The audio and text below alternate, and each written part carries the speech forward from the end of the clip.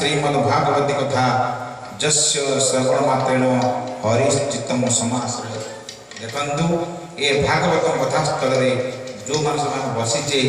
आम चित्त को भगवान आश्रय कर अर्थात अनुगृहित कर अनुगृहित न करते आप बसी न विरक्त लगी था आउ अनेक कथा मन पड़ता चित्त चांचल्य सृष्टि था पड़ी जाए इच्छा ही था नहीं किसी समय ये प्रतिष्ठित भगवान आपको करुणा अंत नहीं कृपा कर नूतनवाद राजा